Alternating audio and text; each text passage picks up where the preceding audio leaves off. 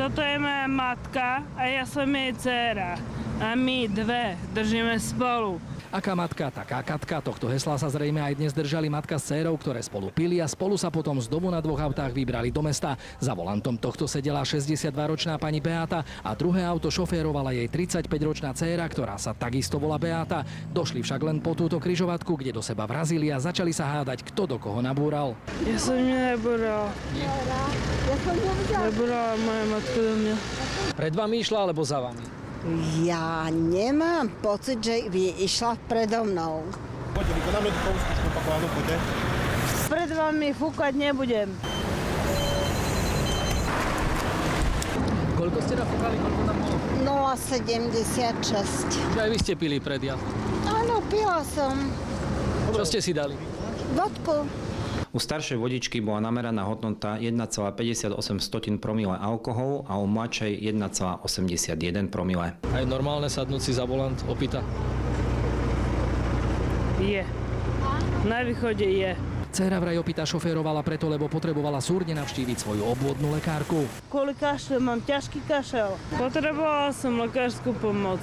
Jednoducho. Vybrala sa za mnou, stalo sa. Ale čo, ste sa pohádali predtým, alebo prečo? Nie, puberťačky zásadne robia to, čo im nekážete. Pani Beáta je pritom známou prešovskou očnou lekárkou. Nebojíte sa, že pôjdete do väzenia teraz? Ale hej, mne je to úplne jedno. S policajtmi si chcela dokonca urobiť fotku na pamiatku. Akože nemôže mať policajta na fotke. Chcete sa odfotiť s policajtmi? Hej. Ešte možno budete mať príležitosť. Keďže obidve vodičky nafúkali nad 1 promile, policajti ich spolu odviezli do policajnej cely. Komédia sa ale ešte neskončila. Sadnúť si do policajného auta sa im veľmi nechcelo.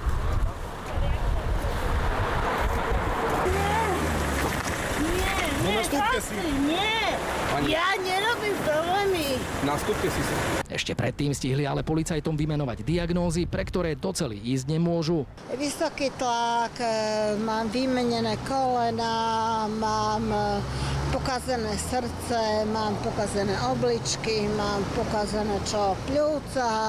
Obvineniu z ohrozovania pod vplyvom návykovej látky sa ale aj tak mama s dcérou nevyhnú. Hrozí im za to až ročné väzenie. No tak pôjdem do tej basy. Čo mám robiť? Z Prešova Martin Jedinák, televízia Markíza.